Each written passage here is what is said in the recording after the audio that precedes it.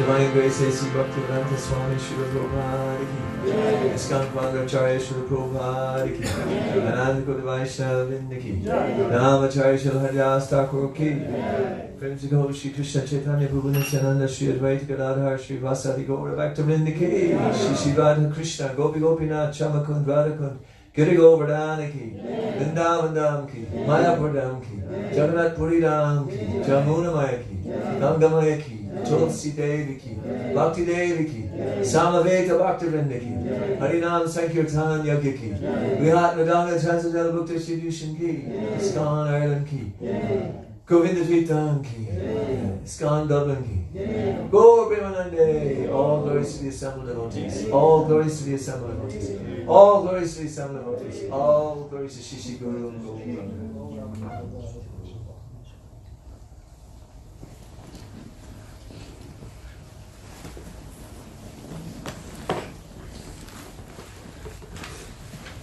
Namo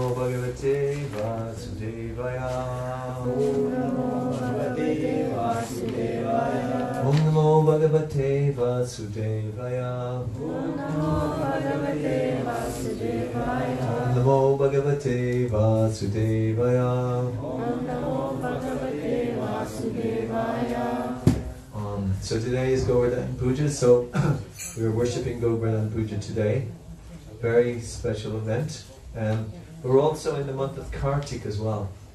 Everybody knows what Kartik month is? Do you? Everybody knows? It's a special month where we're celebrating the incredible pastimes of Krishna in Vrindavan. So I thought I would read a little bit from a book which is glorifying these pastimes. I'm reading from a book. It's called Shri Damodar Janani. It is It's about Lord Damodar's mother, Mother Yashoda, and the book was written by His Holiness Shivaram Swami, who is a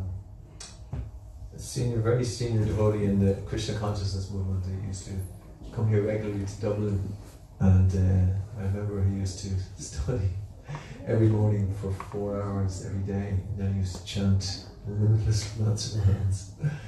But from all of this chanting and hearing, he's established a wonderful community in Hungary, and several of the devotees have gone there, and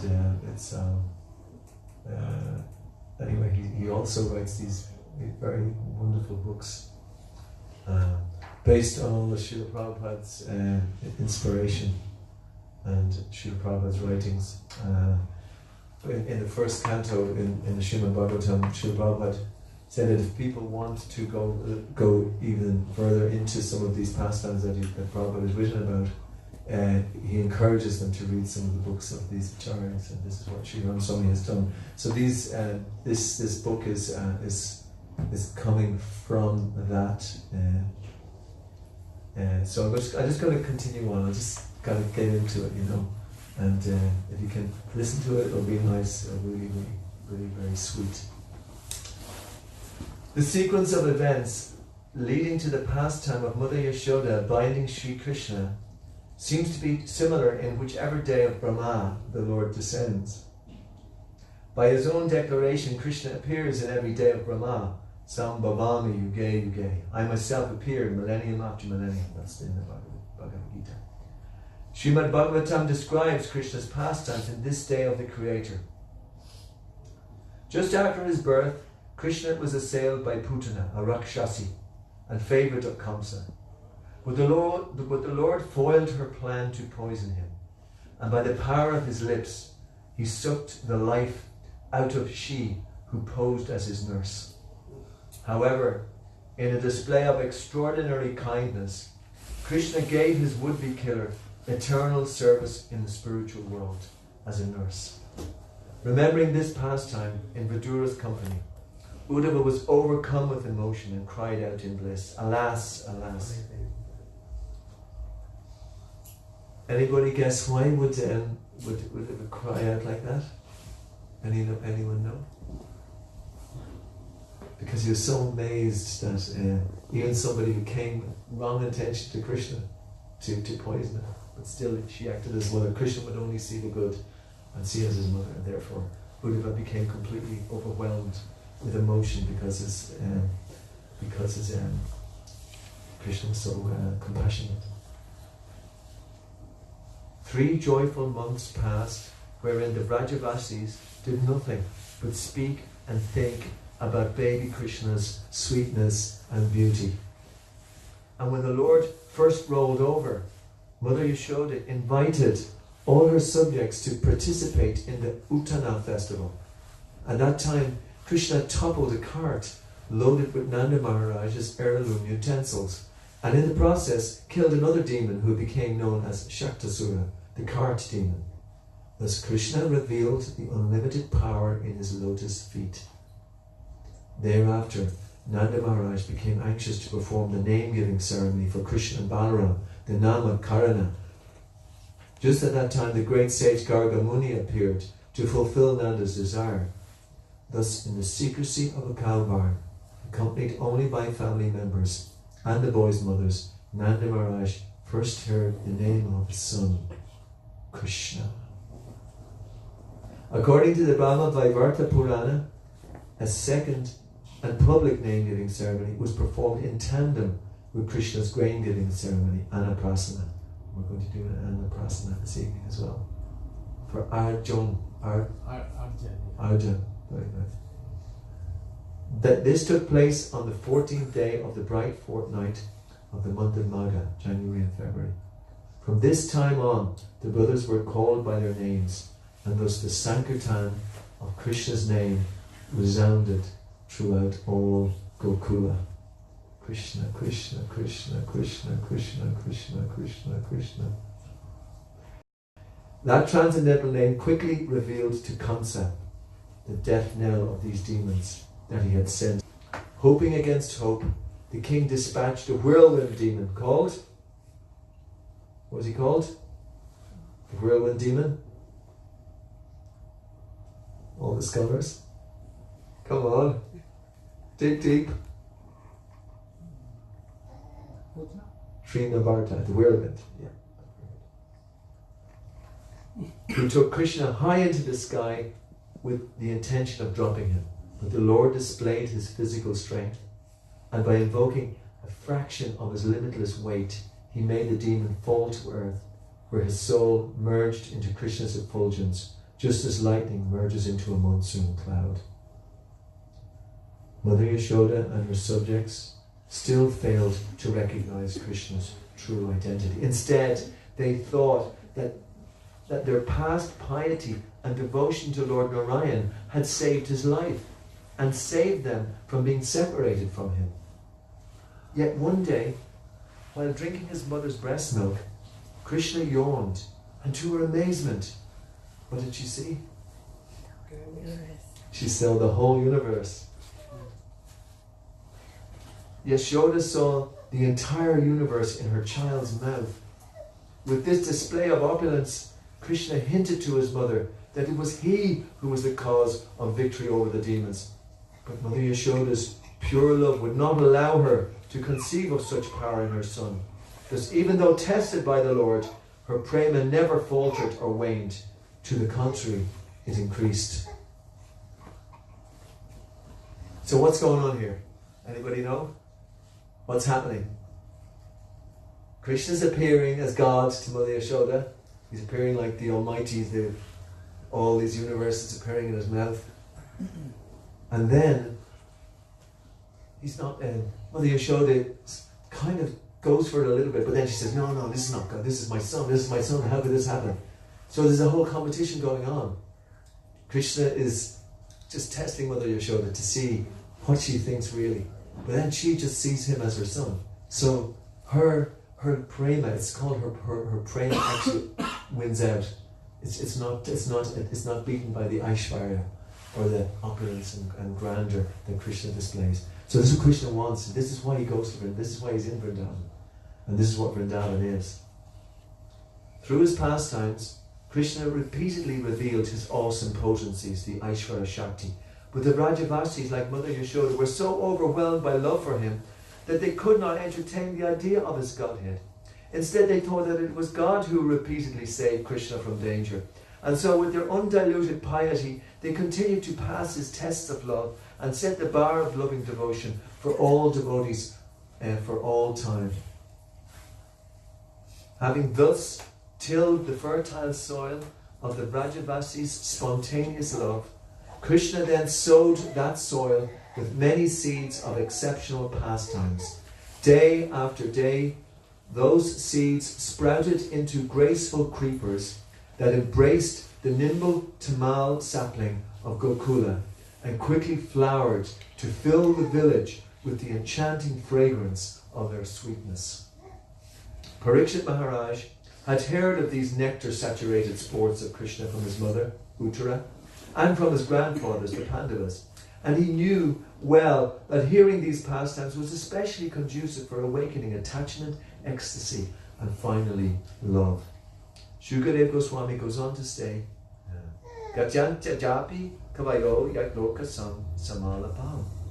Krishna's childhood pastimes are so magnanimous and so great that simply chanting about them vanquishes the contamination of the material world. So that's what we're doing. We're trying to vanquish this contamination that's in Kali Yuga. So today is Govardhan Puja, so we're worshipping Govardhan Hill. So it's a very interesting pastime, because what happened was that Krishna had just seen the Brahmanas who were performing sacrifice, and Krishna was a little bit hungry. So what happens when you're hungry? You want to get some food. So what he did was he asked his cowherd boys to go to the Brahmanas and ask them for some food. So they went there, they asked them for some food, and the Brahmanas completely ignored. They ignored the friends of Krishna. So then actually the boys were quite clever, because at a certain point during the sacrifice, there's a time at which the Brahmanas can interrupt the sacrifice and give this food like that, you know. There's a particular point. But so they asked at that point, but again, the Brahmanas completely ignored. They completely ignored the boys. So they became very distressed. They said, well, we want to get something for Krishna. And Krishna said, what's wrong? So they went back to Krishna, and Krishna said, don't worry, it's okay. This happens when you're in this situation. Sometimes you're not successful. But go to the Brahmanas' wives and ask them for something, you know, and ask them for food on my behalf. So they went to the Brahmanas' wives, and immediately the Brahmanas' wives absolutely stopped everything they were doing, grabbed everything that was in the larder, put it in a big packet, and ran to Krishna with all the food. And so the Gaur boys were completely amazed when they seen this. And so immediately Krishna started to eat and was very, very happy.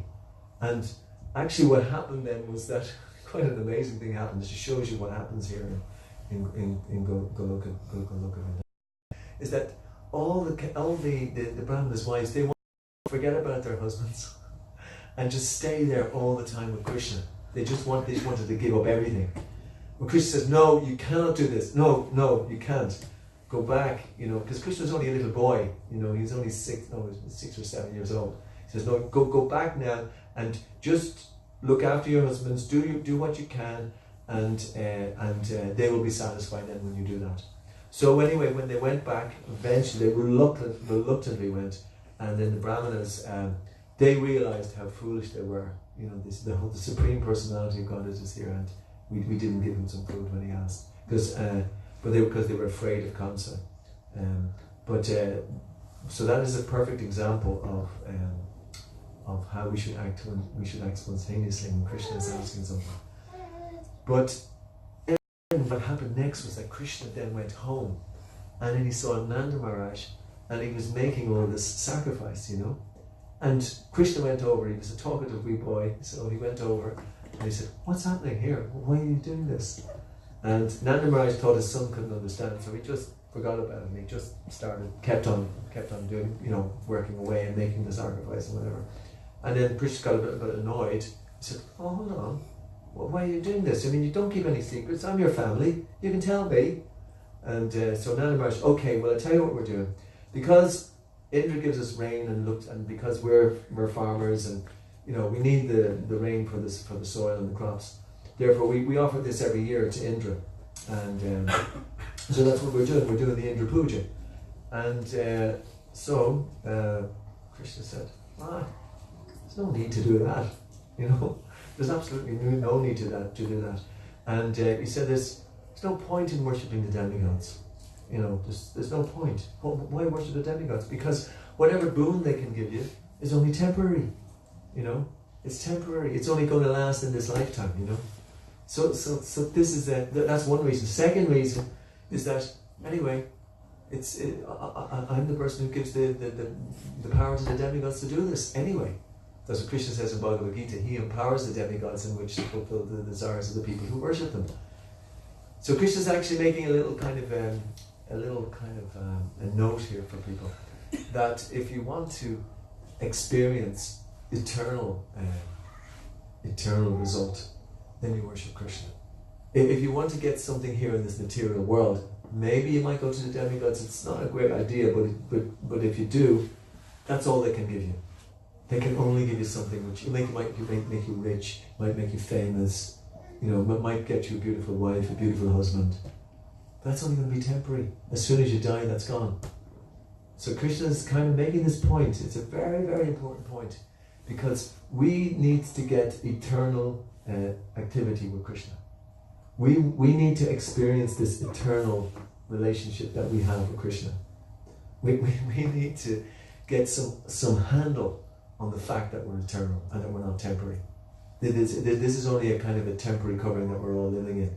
And in order for us to get a full picture of that, if we worship Krishna, he will give us that. If we worship the demigods, they won't give us that, because they are also temporary. So, anyway, so this is what Krishna wanted to do. So, but then Krishna's a joker.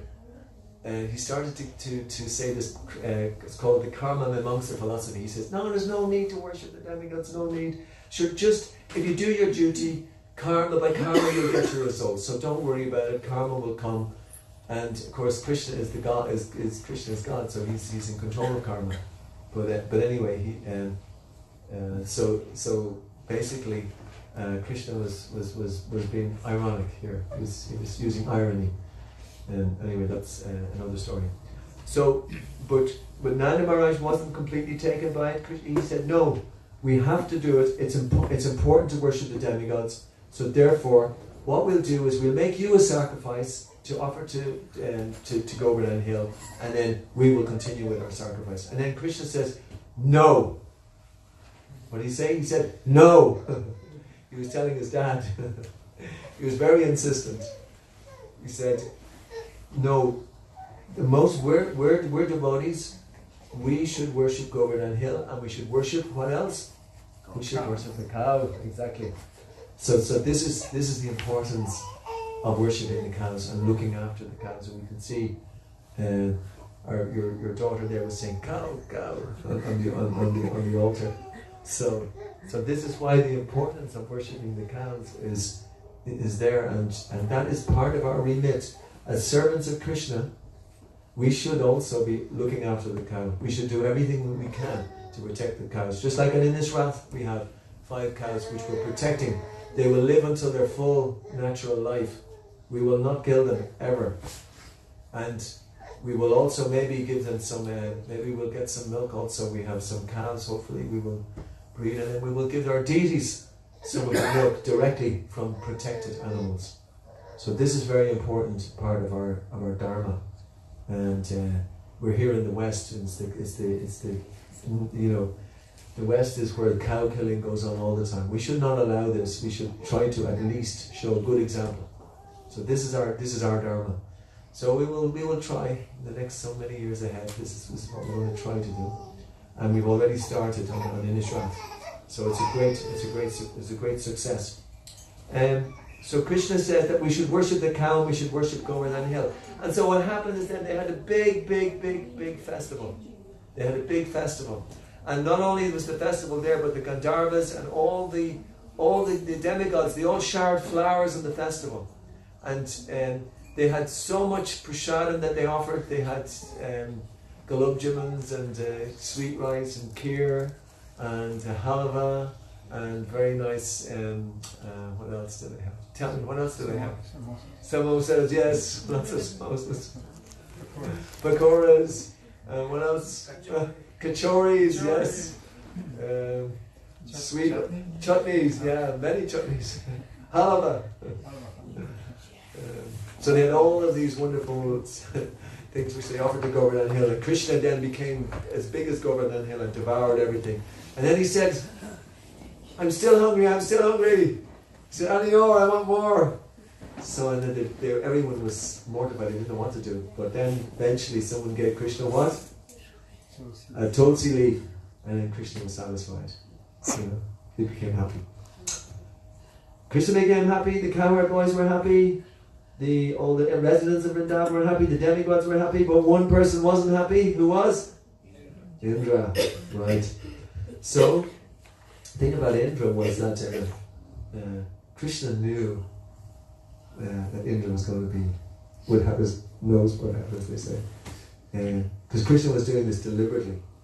Because he wanted to reduce the pride of Indra, do you know?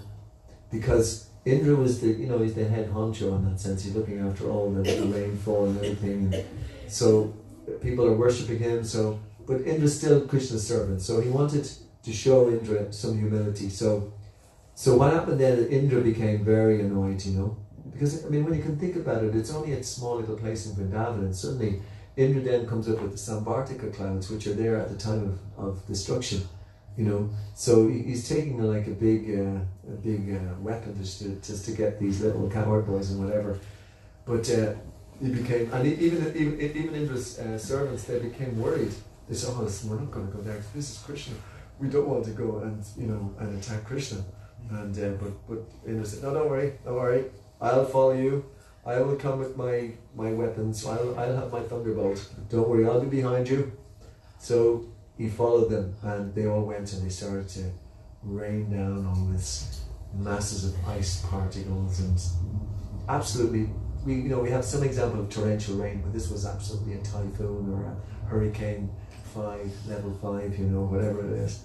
And so it all started, and then of course the residents of Vrindavan, what did they do? They could only turn to Krishna, and the cows turned to Krishna, and the little baby calves came under the cows for protection, and then they all went to Krishna. So Krishna said, "Don't worry," and so he lifted up the hill with his finger. He lifted up the hill actually with his finger, and everybody went underneath, and then for 7 days they stayed underneath, and they weren't hungry, they weren't thirsty. And they got the darshan of Krishna fully for 7 days. So this is an amazing occurrence, because we don't see that very often today. We might see it on some films or some fantasy, but this is the nature of Krishna. He's powerful because he's all the universes are coming from him. And anyway, so many of the acharyas, they speak about what went on during that 7 days, because Krishna was there and all the cowherd boys were there. Well, he was fulfilling the desires of all the Vrajvasis, basically, because they wanted to see Krishna always, but they couldn't see Krishna always. Why was it that the Vrajvasis every day didn't see Krishna all the time? Does anyone know? Because he was there all the time, and we thought, because he would go and look after the cows, and then they would feel so bereft. This was the nature of their love. They couldn't stand to be without Krishna even for a second. They could. Can you imagine what type of love that is? Can you imagine it? It's like, it's a love it's a love supreme. It's a love that we might find hard to conceive of. But actually, that's the love that we're trying to develop in this Krishna consciousness movement. This is the actual love which we're trying to get. So I'm just going to interrupt the story there for 1 second, okay? Because I want to read a little bit more from Shivram Swami's book, because he talks about this kind of love actually, and he talks about this. There's a little play going on here between awe and reverence, and then Krishna's this prema. Having thus following these introductory demon-killing pastimes, Krishna became eager to shower his associates with his love, as well as to attract conditioned souls to him. At Balaram's urging, the Lord abandoned his pastime of laying in a cot, and rising to his hands and knees, he began to crawl here and there. Full of divine energy, the two brothers rambled around the courtyard of Nanda's palace, crawling through mud and cow dung, to the accompaniment of their tinkling anklets and the gopis' laughter. Although Balaram was a year older than Krishna, they played, ate and slept together, and on the occasions that they agreed to wear clothes, they were similarly dressed, although Balaram's would only dress in clothes that bore the colour of his brother's complexion. As fearless as lions, the two brothers followed the example of the young calves and drank milk directly from the udders of the palace cows. And when the cows' calves tried to assert their own rights, the boys tugged at their tails, resulting in their being dragged through the courtyard. In this way, Krishna and Balaram amused not only themselves, but the residents of Raja. As a result, their antics became the talk of the village and the subject of songs composed by elder gopis. When finally Krishna learned to walk, he extended his playground beyond the palace walls to all of Gokula. His entourage from Balaram to the village children, and his play from innocent games to childish mischief. And he became famous as Makanchor. What does that mean? The butter thief. Because he daily raided the storehouse of the cowherd women and with his friends and gorged on the gopis' butter, yogurt and milk products. The women of Gokula would come to Yashoda to complain of Krishna's antics and openly wonder at how he could disarm them with his smile in the same way that a snake charmer hypnotizes snakes with a mantra. Unable to correct him themselves, the gopis complained to Yashoda. While describing Krishna's mischief in detail, the gopis tasted not only parental love for him, but astonishment of his mysterious powers. And although the women of Raja warned Yashoda that without correction Krishna would later steal women's wives, Yashoda Devi had no inclination to chastise her son. She would leave such duties to her husband, Nandaraj. However, her husband Nandaraj, was equally enchanted by Krishna, and he had no intention of rebuking his son. Thus Krishna and Balaram roamed freely throughout Gokula unchecked. Then one day, in a new turn of events, Balaram and the boys complained about Krishna, not for stealing milk, but for eating what? Eating dirt, yes. Krishna knew that the testimony of his brother and friends would greatly alarm his mother. Fearing punishment, he denied all accusations and challenged Yashoda to look into his mouth. Placing Krishna on her lap and grasping his soft chin, Yashoda opened her son's mouth. Before continuing this pastime, let me first study this loving exchange between mother and son, as Vishwanath Chakravarti Thakur describes it. I have paraphrased the Acharya's words as follows.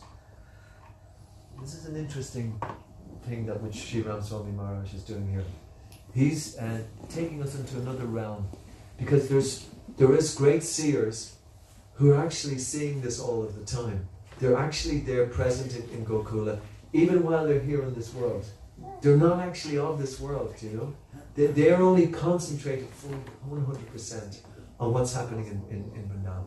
And these great devotees, they're actually going to give us some insight into what's been said.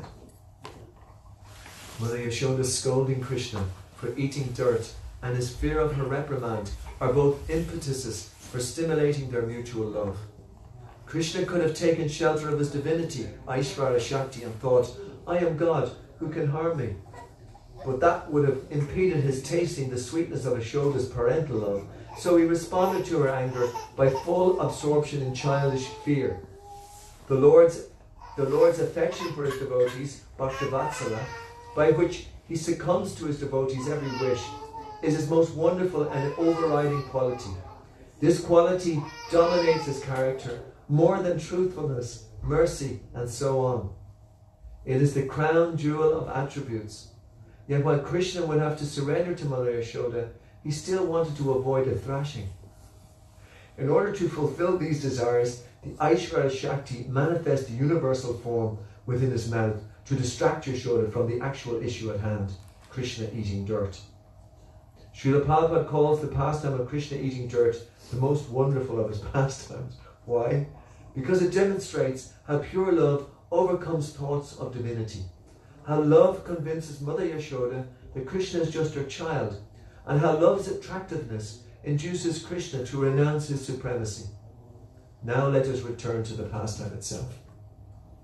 When Mother Yashoda said, Yadyayivam tarhi vyadehi, if you have not eaten earth, then open your mouth wide. Submissive Krishna complied. Then within the Lord's mouth, Mother Yashoda saw the same universal form that Arjuna would later see on the battlefield, the universe that was simultaneously inside and outside Krishna's form. In addition, Mother Yashoda saw herself and Krishna within the universe in his mouth, and so was witness to both his limited and unlimited natures. Although this vision may have been attractive to devotees who worship Krishna with reverence, the Shanta Bhaktas, it did not appeal to Yashoda's exalted maternal sentiments. The scene before her, indeed the entire event, was so inconceivable that she became bewildered and wondered in many ways. Unable to come to a conclusion as to the real cause of what she was seeing, Mother Yashoda simply surrendered to the Supreme Lord. In her prayers she reasoned like a materialist who temporarily gives up family and possessions due to a fleeting spiritual impulse. When Krishna sensed that his mother was thinking of renouncing her everything, including him, in the mood of a protected child, he worried, then who will nurse me? Who will look after me? Understanding the Lord's concern, Yogamaya immediately expanded her influence on Mother Yashoda. Just as upon wakening one quickly forgets a dream, Queen Yashoda immediately forgot her philosophical outlook as well as her vision of the universe. Freedom became deeper. In the words of Shukadeva Goswami, Mother Yashoda was feeling increased affection for Krishna's Pravida Sneha Kalila Kriya. Unable to contain his admiration for Mother Yashoda, Shukadeva Goswami rose slightly from his seat and leaning forward to Parikshit Maharaj said, "The glories of the Supreme Personality of Godhead are studied through the three Vedas, the Upanishads, the literature of Sankhya Yoga, and other Vaishnava literature. Yet, Mother Yashoda considered that Supreme Person her ordinary child." Hare Krishna.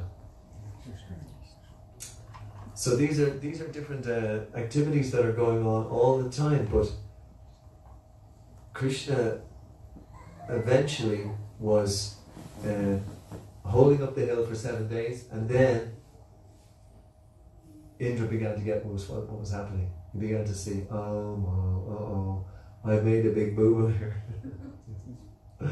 I've just tried to challenge the Supreme Personality of Godhead with my little power, and he has completely made an idiot of me. And I better immediately get out of here quickly and stop all of this rain. So then, immediately everything stopped. It completely went away.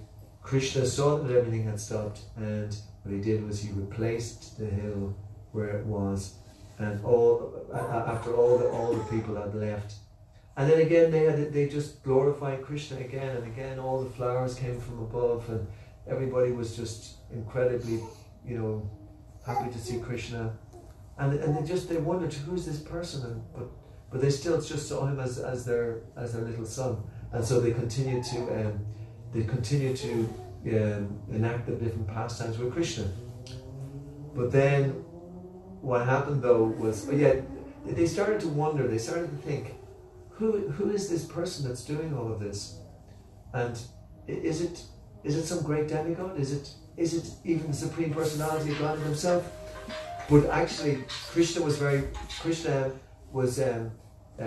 Nanda Maharaj immediately came in and said, no, don't worry, it's not. This Garga Muni has already predicted what was happening here.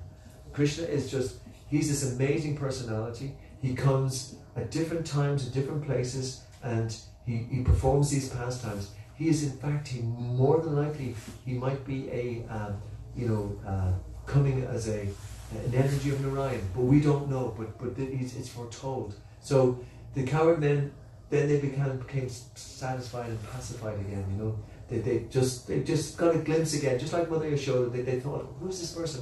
But then they forgot about it. And then they just continued again their pastimes after Govardhan Hill in Vrajbhumi. But then Indra came back, and he was feeling pretty ridiculous. But he brought some person with him. Do anyone know who he brought? He brought a cow, yes. He brought Bhumi, he brought one of the Sarabi cows with him, and she came back. And so they started to give Krishna an abhishek. So Krishna then immediately said to Indra, listen Indra, don't be proud.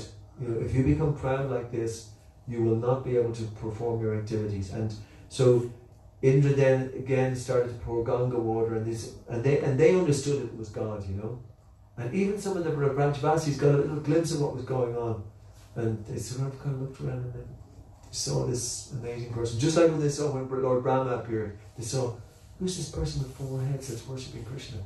And it's actually, it was little children they saw. And then they saw this 4-headed person, that's all these people coming and praying to Krishna. And who is this guy with the 4 heads anyway? You know?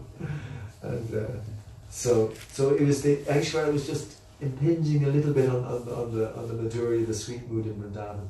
But then the children just spoke about it, and the parents just said, "Oh no, it probably wasn't true. It probably wasn't real." You know.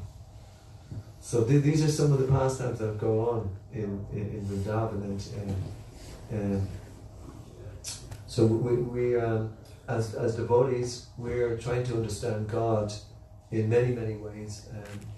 We can understand God, Krishna, who's in the atom. We can see God in His universal form, and we can see Krishna in so many different aspects.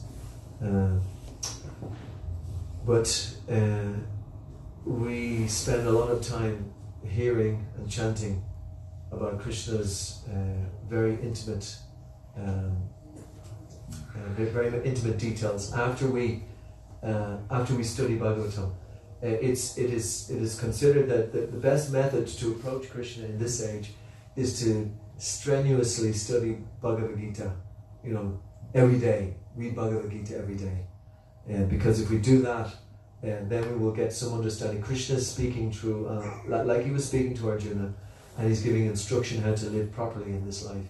So then when we live in a regulated way in this life, then we will start to become qualified to read a little bit more deeply, and then we can read then in the Bhagavatam, the Srimad Bhagavatam, and we read this every day. In the temple here, we've been reading it from, I think we're on the 4th canto now, is it? Almost on the 4th canto. So, we read this every day, so then we become more and more qualified then to understand what is this whole thing about, why are we doing this? Why are we worshipping Govardhan Hill? Why are we having all these wonderful pastimes? Why are we always hearing about Krishna in these ways? Then we'll get a glimpse of the reality, because we think that this little, short life is the reality, but it isn't. It's only going to be there like this. It's going like this. It's one lifetime after another, This lifetime is this body, then it's another body, then it's another one, it's another one, it's another one. It's going on and on and on. And this is not the reality. It's not the reality. So we have this short time in this lifetime. Don't waste it. We're not meant to waste 1 second. Not even 1 second. So if we can learn to take shelter of these scriptures, and then we can go deeper and deeper into these pastimes. Also, chanting Hare Krishna, chanting and chanting and chanting, and the Kirtan. The Kirtan will actually raise our consciousness into, and it said, Golokara Premadana Harinam Sankirtan. It means that the whole spiritual world will descend. It will make it much more easy for us to get some grasp and some understanding of the spiritual world. And then we can enter into the spiritual world. And we can enter into the spiritual world even more deeply if we hear about the pastimes and the activities in the spiritual world. What's that verse 4:9 in Bhagavad Gita? It's Janma Karma Chamedam Yomivat. Go on, say it all. Yes. Yes. Do you know the English? Meaning is one person who knows my appearance and disappearance. Will never take birth again. Yes. So all of those things are finished. Thank you. All those things are finished. All these births and deaths are finished. But if we know it, so if we use our time now to hear about the pastimes of Krishna and to really kind of get absorbed in them and to go deeper and deeper, we will take that that step, and at the point of death we'll go back to the spiritual world, and we will have our friends around us who are chanting at that time as well. Our friends, and our friends will be willing us on. You can do it. You can do it. Go on, go for it. So even the last breaths become the most very, very important. So that's why we have these activities and these pastimes and these talks, so that we can actually enter more deeply into these pastimes, so that we can become more qualified, and Krishna then will will spot us all the way in Goloka Vrindavan. He will spot, oh, this person is ready to come. This person is there. I'm going to pick him out of the ocean of material suffering, because that it's like an ocean. It's like an ocean. The material world is like an ocean. Can you imagine being in the middle of an ocean? Can you? And you can't swim. You're in the middle of an ocean. And then somehow or other, Krishna will pick us up and take us out of that ocean. That's what he does. And it's said that the ocean then, if somebody takes to Krishna consciousness, the ocean becomes just like into a footprint of a calf. The whole ocean, and we just step over it. So that's how easy it becomes. That's actually what happened. And so that's the that is, these are the different things that we have to try to remember. And when you notice the transcendental activities of my appearance and pastimes does not take birth in this material world again. So any other comments? Anyone likes to say anything? Any questions? Any questions or comments? Our wee baby there is doing very well.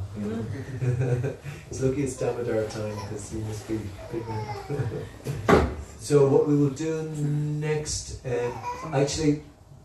So, sometimes what happens that people have this belief, yes, to worship demigods since the beginning. Yes. Because they have been taught the same in their family. Yes. So, especially back then in India. Yeah. So, once they come to know about Krishna consciousness Yeah. and about Krishna's Leela, Yeah. then they find it little difficult to, because at the time they're feeling the challenge what they have been taught since beginning. Yeah. So, I mean, how can we convince those people during that time? Mm. Yeah, it is because they've taken different people, they take shelter, like that. They take shelter in when they're growing up, and it's like it's all according to custom, according to tradition, and you become attached, and there's it's said in one level that, I mean, they're very fortunate, because the whole point is that at least they accept that there are some forces which are much greater than themselves, Like if you look, when you come to the West, people, they say, there's no such thing as God, That's only some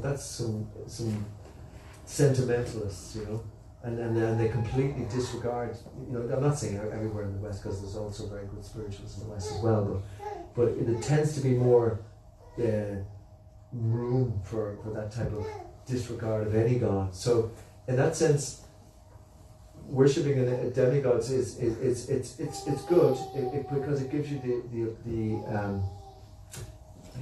the beginning of of accepting a force greater than ourselves. So that's very important. So it really comes down to knowledge, it really comes down to knowledge and who you accept in that sense, because the knowledge is there. It's very clear, as I said. But your question is what we can do to in that situation. Personally, I don't know if we can do very much, because a lot of people are so grounded in tradition that they will find it too difficult, to change, basically. So there's not much that you can do ultimately. I would say that as much as possible, you should become knowledgeable, yourself, and study the scriptures and study what all the great acharyas say, so that if the time does come for somebody who will ask you, because they will eventually come and ask you about things, then you can give them authoritative information from the Shastra. Very, very authoritative. I mean, you don't have to go very far. I mean, it's in Bhagavad Gita, Kamashtasya Hritikana Prapajatanya Devata. Krishna himself says that the demigods, they do give benefits, but they're temporary. He says it very clearly. And he also says that I am the basis, and I give that information as well. I actually do give that, I give the demigods that power. But then again, there's another reason as well, and this is a very important reason, is that, and just as that verse says, that the demigods can give a temporary boon, but like, for instance, you know this pastime with Rikasura. Lord Shiva gave Rikasura this boon, and he said, I'll give you a boon. What boon do you want? He says, I want the boon by anyone's head I touch will explode. And Lord Shiva gave him the boon, you know. So then he wanted to touch Lord Shiva's head, you know. So then Lord Shiva had to run, and he ran to Krishna, and then Krishna then came as a boy and said, oh, don't listen to that Lord Shiva. He's only joking, you know. I bet you it doesn't work. You try it with your own head, just try it. And of course he did, and his head exploded. So then Krishna said to him that, listen, Lord Shiva, don't do that anymore. Don't do that, because you know you can't give these boons because they're not beneficial. And then it's very clearly said in the Shastra that the demigods cannot help you or give you eternal life. They may give you some boon, but they cannot stop your repeated birth and death. That only Krishna can do, you know. Krishna is the only person who can do that. But don't be surprised, like, Krishna is so liberal.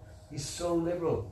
He gives atheists the ability just to forget him, you know. He's God, and then his children are there, and he allows them to become atheists, to forget him completely, and to say there's no God. So Krishna's so liberal like that. So he allows people to accept him as that he's not existent, but the demigods are God. So he's very liberal. He allows them to think like that as well. But Krishna's in their heart. So if we can become very powerful ourselves in trying to spread this message of Krishna consciousness, you know, that to show that Krishna is there in every atom, that he's the most powerful personality and he's in everybody's heart, then he can start speaking to them, and then they can get some understanding. But it might take some time. Some people might be able to take it straight away, and some people it might take a long lifetime, and some people it might not take. It may take many lifetimes. But Krishna's in there in their hearts, and he's always giving them the information. And then when people then start to understand Krishna, and they understand this whole pastimes, that's why we were talking about his pastimes, and we understand the whole the complexity of the pastimes, and the depth and the whole idea of prema, you know, the highest love of God. And then, you know, that if you're exhibiting that sign, and then somebody will see you exhibiting that, then they might take it more seriously. So you just have to become expert yourself. Sorry it was a long-winded answer. It is a complex question, you know, because it's not so easy, you know. But many people have. Many people have, like they've been brought up with families, and then they've come through it, and they say, oh my God, I see, now I understand. Krishna's actually behind all of this, you know. So it is possible, very possible. Any other comments or any other questions? Okay, so now we were going to have the arti next, but instead we're going to, where's Arjun? Is he? We're going to have a little ceremony for Arjun. Haribo! Hare Krishna. This is a special ceremony for his sister actually had her first grains here, and she's over here, and it was over 2 years and 6 months ago, was it? Yeah. Okay. Yeah. So now her little brother is going to have his first grain as well. There you go. So what we're going to do is we're going to say a little pastime from Krishna, and I want if you could bring Arjun up here and sit up next to us.